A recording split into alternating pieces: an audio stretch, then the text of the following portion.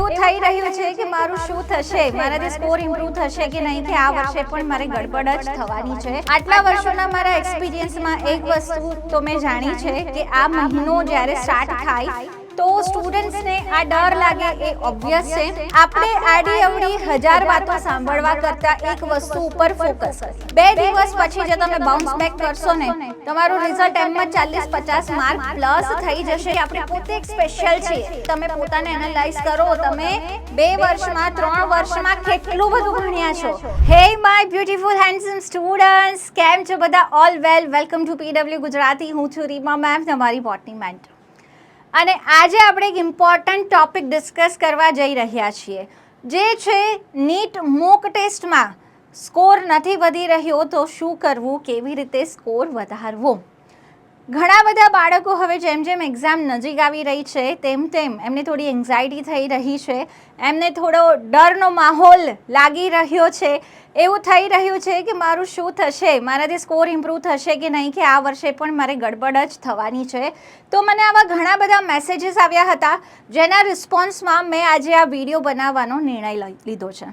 આટલા વર્ષોના મારા એક્સપિરિયન્સમાં એક વસ્તુ તો મેં જાણી છે કે આ મહિનો જ્યારે સ્ટાર્ટ થાય તો સ્ટુડન્ટ્સને આ ડર લાગે એ ઓબ્વિયસ છે. કોઈક મોક ટેસ્ટમાં માર્ક્સ એકદમ ઘટી જાય એટલે મોરલ ડાઉન થઈ જાય અને પછી એ ડાઉન જ જતું રહે, કે પછી આપણે એ મોરલને અપ લઈ જઈએ અને સ્કોર અપ કરવાનો પ્રયાસ કરીએ. તો શું તમે પણ એ બાળકોમાંના છો જેને અત્યારે થોડો ડર લાગી રહ્યો છે? ફટાફટ મને કમેન્ટ કરીને જણાવો કે પહેલાં 600-650 પ્લસ આવતા હતા, પણ હવે મોક ટેસ્ટમાં ધીરે ધીરે 400, 450, 500, 550માં તમે અટકી રહ્યા છો કોઈ સ્કોર ઉપર. તો આ વિડીયો આજે તમને હેલ્પ કરશે. આ વિડીયો પ્યોરલી મારા નીટના સ્ટુડન્ટ્સને ગાઈડ કરવાના પ્યોર એક્સપિરિયન્સ ઉપર છે. જે ઘણા બધા બાળકો 360 આઉટ ઓફ 360 લાવ્યા છે, તો તેઓ શું કરતા હતા, એમને પણ શું આ કન્ડિશન આવતી હતી? તો હા, 650 પ્લસ લાવવાવાળા બાળકોમાં પણ આ કન્ડિશન ક્યારેક ને ક્યારેક આવી હતી કે 550, 545 પર, 500 પર સ્કોર અટકી જાય અને ડરી જાય, અને પછી જસ્ટ એમને એક જ બૂસ્ટ જોઈતો હોય, એક જ ડોઝ જોઈતો હોય, અને એ બૂસ્ટર ડોઝ આજે હું તમને આપવા જઈ રહી છું. સો બધા અલગ અલગ લોકો અલગ અલગ કહાની તમને કહેતા હશે. માર્કેટમાં ઘણા બધા વિડીયો છે કે આટલા ટોપિક કરી લો તો 600 પ્લસ આવી જશે, 600 પ્લસ આવી જશે. પણ હું તમને કહું છું કે નીટનું પેપર પ્રેડિક્ટ કોઈ કેવી રીતે કરી શકે? હા, એક્સપિરિયન્સના આધારે એવું કહી શકાય કે આ ટોપિકમાંથી ક્વેશ્ચન આવે છે, આમાંથી આવો ક્વેશ્ચન આવે છે, આવી રીતે પૂછાઈ શકે છે. પણ કોઈ ચેપ્ટરમાંથી 5 ક્વેશ્ચન આવશે કે કોઈ ચેપ્ટરમાંથી 4 ક્વેશ્ચન આવશે, 3 આવશે, એવું પ્રેડિક્ટ આપણે ન કરી શકીએ. તમે પ્રીવિયસ યરમાં ક્વેશ્ચન પૂછાયેલા હોય એનું લિસ્ટ જોજો. કોઈક વાર 5 ક્વેશ્ચન પૂછાયા હોય તો કોઈક વાર 1 પણ પૂછાયેલો હોય છે. પ્લાન્ટ કિંગડમમાં જેવું છે, તેમાં ઘણા બધા ચેપ્ટર્સ છે. તો આપણે આડી અવડી હજાર વાતો સાંભળવા કરતાં એક વસ્તુ ઉપર ફોકસ કરીએ. અને ફોકસ શું છે? તો સૌથી પહેલાં તો આજે આપણે ડિસ્કસ કઈ વાત ઉપર કરવા જઈ રહ્યા છીએ કે મોક ટેસ્ટમાં સ્કોર અટકી ગયો છે, હે ને? તો મોક ટેસ્ટમાં આપણો સ્કોર અટકી ગયો છે, તો આપણને થોડી મજા નથી આવી રહી. તો આપણે હવે કઈ વસ્તુ કરી શકીએ છીએ એના વિશે હું તમને થોડું કહીશ. ચાલ, તો સૌથી પહેલાં તો મોક ટેસ્ટમાં તમારો સ્કોર અટકી ગયો છે તો તમે પણ અટકો. તમે થોડું 2 મિનિટ શ્વાસ લો, થોડા અટકો, થોડા 1-2 કલાક એની પાછળ આપો કે આવું કેમ થઈ રહ્યું છે, તો એનું કારણ જાણો.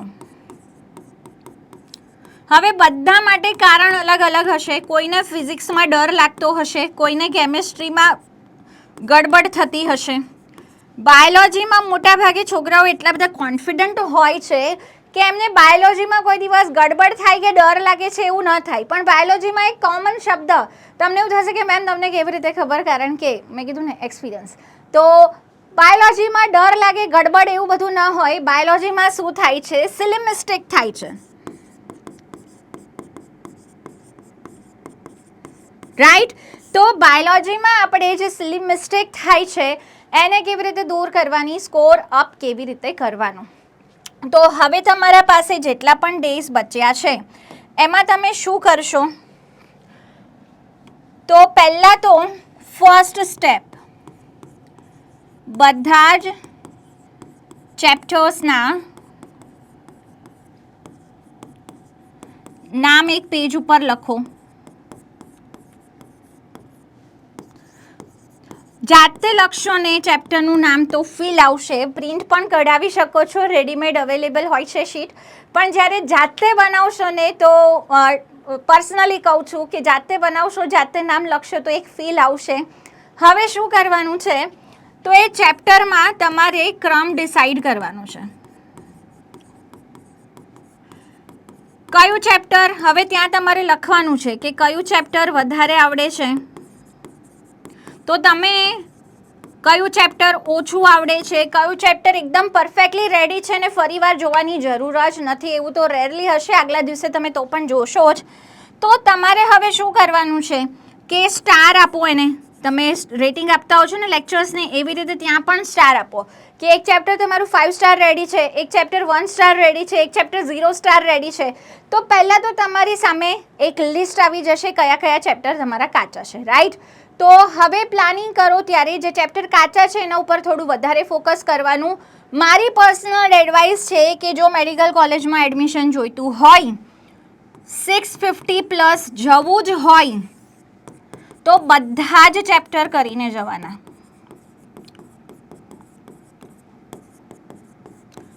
રાઈટ? તો જેને બિલકુલ નથી આવડતું, આખા 2 વર્ષ 1 વર્ષ કાંઈ જ નથી ભણ્યું, એના માટે આ વિડીયો છે જ નહીં.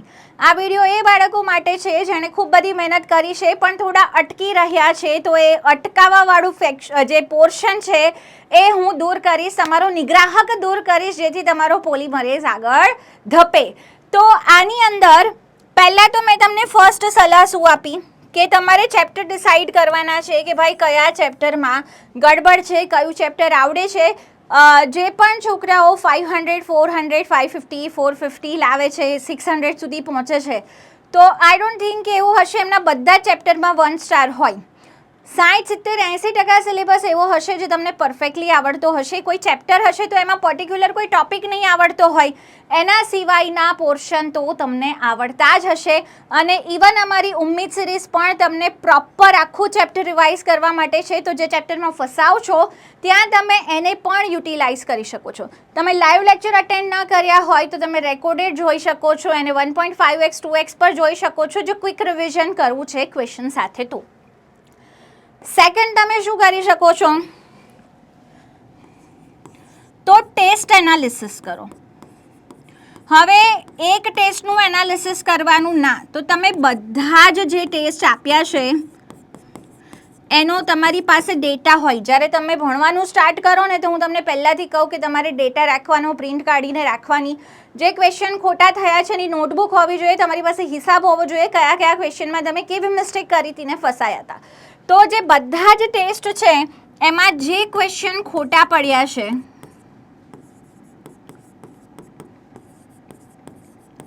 તે જુઓ, કેવી રીતે ખોટા પડ્યા છે એનું એનાલિસિસ કરો, રાઈટ? અને હવે જ્યારે ટેસ્ટ આપો છો તો એવા પ્રકારના, એવા પેટર્નના ક્વેશ્ચન પૂછાય તો રિપીટેશન ન થવું જોઈએ. આપણે એકવાર ભૂલ કરીએ, બીજી વાર ભૂલ કરીએ, પછી વારંવાર ભૂલ કરીએ તો ખબર છે ને ગડબડ થઈ જાય. તો આપણે જે પણ ભૂલો કરેલી છે પાસ્ટમાં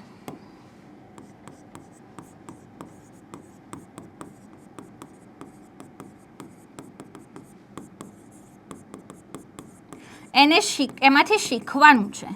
પાસ્ટમાં જેટલા પણ ટેસ્ટ આપ્યા છે એમાં જે ભૂલો કરી છે, તમારાથી ટાઈમ મેનેજમેન્ટ નથી થયું, તમે ફિઝિક્સના કોઈ ક્વેશ્ચનમાં અડધો કલાક આપી દીધો ને બોટની ઝુઓલોજી જોવાનો જ સમય ન મળ્યો, પછી ફટાફટ ભગાવીને બોટની ઝુઓલોજી કરી દીધું, તો એમાં સ્લિપ મિસ્ટેક થઈ ગયા અને માર્ક્સ કપાઈ ગયા. આવું પણ ઘણીવાર થાય છે. તો આપણે એ વસ્તુઓને અવોઇડ કરવાની છે. આપણે પહેલાં જ આપણી પાસે હોવું જોઈએ કે મારાથી આ મિસ્ટેક થાય છે. ઘણા બધા બાળકો હોય 650+ જતા હોય, પણ જ્યારે રેન્ક લાવવાની વાત આવે, 700+ પહોંચવાની વાત આવે તો આ મોટી મિસ્ટેક થતી હોય છે એમનાથી બબલ માર્કિંગમાં. તો તમારાથી પણ એ માર્કિંગમાં, બબલમાં મિસ્ટેક થઈ રહી છે તો that is very okay. Just એના ઉપર કામ કરો.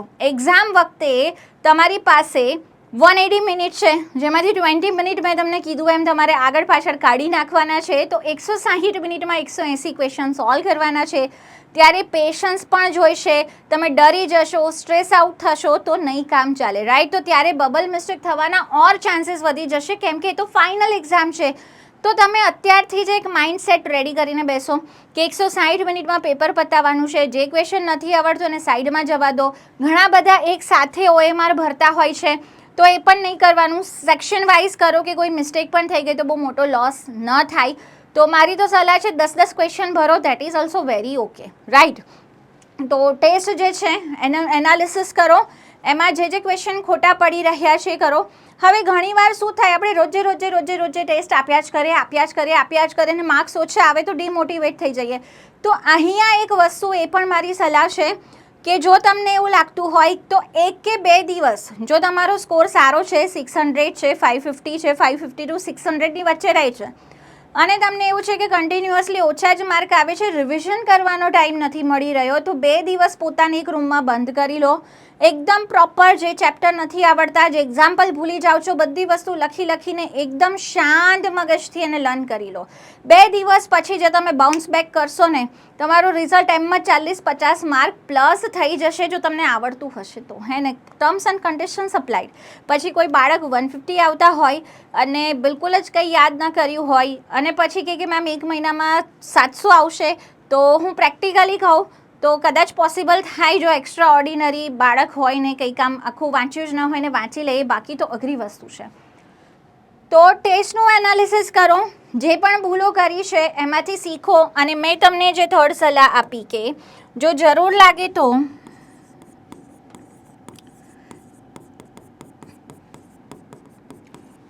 2-3 days ટોટલ રિવિઝન કરો. તમે રોજે થોડું રિવિઝન કરતા હશો, રાઈટ, પણ 2-3 ડેઝનો સમય કાઢો અને એમાં આખું જે વસ્તુ નથી આવડી રહી, જે એક્ઝામ્પલ તમે ભૂલી જઈ રહ્યા છો, ETSમાં સિક્વન્સ ભૂલી જઈ રહ્યા છો, ઓક્સિડેશન રિડક્શન ભૂલી જઈ રહ્યા છો, જેનેટિક્સમાં ક્વેશ્ચન સોલ્વ કરવાની ગડબડ થઈ રહી છે, તો બધી જ વસ્તુ આ 2-3 દિવસમાં સોલ્વ આઉટ કરો. મોસ્ટ ઇમ્પોર્ટન્ટ થિંગ કે સ્કોર ઇમ્પ્રૂવ કરવો હોય તો ઓબ્વિયસલી હવે તો ફિઝિક્સ કેમેસ્ટ્રીમાં પણ પેપર એવું આવે છે કે તમે સરળતાથી સ્કોર ઇમ્પ્રૂવ કરી શકો છો, પણ આમાં બાયોલોજી એક એવો સબ્જેક્ટ છે જેમાં તમે પરફેક્ટ 360 લાવી શકો છો. તો ઘણા બધાને છે ને સ્કોરમાં 600 માર્ક આવતા હોય ને પછી જોઈએ ને તો બાયોલોજીમાં 300 આવે છે, 310 આવે છે, તો એ 50 માર્ક કવર કરવા કદાચ તમારા માટે વધારે ઇઝી છે. તમે કરી શકો છો, યુ કેન ડુ ઇટ. પોતાને થોડું પુશ કરો, થોડું મોટિવેશન રાખો. અત્યારે રડવાનો સમય નથી, લડવાનો સમય છે. તો એક જ મારી બેસ્ટ સલાહ છે કે માર્ક્સ નથી આવતા, એનાલાઇઝ કરો, એના ઉપર કામ કરો. જે ટોપિક નથી આવડતા એના ઉપર કામ કરો, સોલ્વ કરો. ઘણા બધા ક્વેશ્ચન પણ NCERT બેઝડ. હવે એવું થાય આપણે છે ને NCERT બહારના ક્વેશ્ચન, NCERT બેઝડ ક્વેશ્ચન એટલે એના ટોપિક છે ને આગળ પાછળના ક્વેશ્ચન સોલ્વ કરાય, પણ સપોઝ એપિસ્ટેસિસ આપ્યું જ નથી આપણને NCERTમાં, હવે નીટમાં નથી પૂછાતું, આપણે એના ક્વેશ્ચન સોલ્વ કરવા જઈશું એટલે આપણે પહેલાં થિયરી વાંચવી પડશે. હવે ક્વેશ્ચન સોલ્વ કરતાં ડાઉટ આવશે એટલે આપણે ટીચરને મેસેજ કરીશું, ટેલિગ્રામ કરીશું, એમના મેસેજના રિપ્લાય આવવાની રાહ જોઈશું, તો આપણો કેટલો બધો સમય જશે ને. તો એ એકદમ આઉટ ઓફ ધી બોક્સ છે, આઉટ ઓફ ધી સિલેબસ છે. એ વસ્તુ હવે અત્યારે નવી કરવાની નથી, એને મૂકી દો. જે વસ્તુ છે NCERTમાં એના આગળ પાછળ NCERTમાં કોઈ ક્વેશ્ચન પૂછેલો છે તો એના રિલેટેડ વસ્તુ કરો, રાઈટ. તો ક્વેશ્ચન જ્યારે કરો છો ત્યારે ખાસ આ વસ્તુ કરજો, ભૂલ નહીં કરતા કે જે વસ્તુ નથી પૂછાતી, જે વસ્તુ હવે નથી આપી, એના ડાઉટમાં, એના સોલ્યુશનમાં વધારે સમય નહીં નાખતા. એ નવા ટોપિક નહીં કરો. જે ઓલરેડી છે જેમાં તમે સ્કોર ઇમ્પ્રૂવ કરી શકો છો તે કરો. બાયોલોજીમાં 360 લાવવા માટે બીજી મારી એક સલાહ છે કે યુનિટની પહેલાં વૈજ્ઞાનિકનું ડિસ્ક્રિપ્શન આપ્યું છે, રાઈટ, વૈજ્ઞાનિકની ડિટેલ આપી છે, પ્લસ જે સમરી સારાંશ આપ્યું છે એની પણ દરેક લાઈન આપણને ચકાચક ક્લિયર હોવી જોઈએ. તો જો હજુ સુધી નથી વાંચ્યું તો એ પણ વાંચી લેજો. એમાંથી પણ ક્વેશ્ચન પૂછાય છે ઘણી વખત, રાઈટ. તો ત્યાંથી પણ ક્વેશ્ચન પૂછાય તો આપણે ના નહીં પાડી શકીએ. ડેટાબેઝ એનાલિસિસ કરો. ડેટાબેઝ ક્વેશ્ચન પૂછાતા હોય તો ડેટાનું એક અલગથી પેજ બનાવી લો, એક નોટબુકમાં લખી લો ડેટા અલગથી કે એન્ડ ટાઈમ રિવિઝનમાં તમે એને જોઈ શકો, એની મલ્ટિપલ ટાઈમ પ્રેક્ટિસ કરી શકો. સો આ બેસ્ટ વસ્તુ છે જે અત્યારે તમે કરી શકો છો. તો આપણે ભાઈ આવા ફેસમાં જવાનું છે, રાઈટ. આપણે આપણા નામની આગળ ડૉક્ટર લગાવવાનું છે, એ પણ આપણી પોતાની ખૂબ બધી મહેનતથી. તો મારી બેસ્ટ સલાહ છે, મેં તમને કીધું એમ કે જરૂર લાગે તો પોઝ લો, એનાલિસિસ કરો અને સ્ટે પોઝિટિવ. એને પ્રોટોન જેવા થોડા બનો, પોઝિટિવ રહો, પોતાના ઉપર વિશ્વાસ રાખો. બેટા એવું તો નહીં જ હોય કે તમે કંઈ જ નથી કરેલું, તમે ઘણું બધું વાંચેલું છે, તમે પોતાને એનાલાઇઝ કરો, તમે 2 વર્ષમાં 3 વર્ષમાં કેટલું બધું ભણ્યા છો. તો એવું નથી કે તમે ઝીરો છો, તમે હીરો જ છો, પણ તમારે સુપર હીરો બનવાનું છે. તો એના માટે હજુ વધારે થોડોક દમ લગાવી દેવાનો છે. તો બોલો ચલો ફટાફટ મને કમેન્ટ કરો કે તમે બધા રેડી છો પોતાને એક વધારે પુશ આપવા, એક બૂસ્ટર ડોઝ લગાવવા માટે. આપણે અટવાવાનું નથી, આપણે ક્યાંય રોકાવાનું નથી. આપણને ડર લાગે એવો બધાને જ ડર લાગે છે, લાખો છોકરાઓ એક્ઝામ આપવાના છે. આપણે પોતાને કેવી રીતે બેટર કરી શકીએ અને પોતાનો સ્કોર ઇમ્પ્રૂવ કેવી રીતે કરી શકીએ, આપણે એના ઉપર જ ફોકસ કરીશું. બીજી કોઈ જ વાતો નહીં. કોઈના બાળકે ડ્રોપ લીધો તો એનું રિઝલ્ટ ખરાબ આવ્યું, કોઈને બોર્ડ સાથે રિઝલ્ટ ખરાબ આવ્યું. ભાઈ આપણે એમના બાળકો જેવા નથી, આપણે પોતે એક સ્પેશિયલ છીએ. તો are you guys R special. તમે પોતાના સ્પેશિયલ છો કે નહીં, તમે પોતાના ફેવરેટ છો કે નહીં વિચારો. અને યસ, તો એકદમ મહેનત કરવા લાગો અને ફટાફટ મને કમેન્ટ કરીને જણાવો કે તમે રેડી છો નીટમાં એકદમ સુપર સ્કોર કરવા માટે. Bye bye.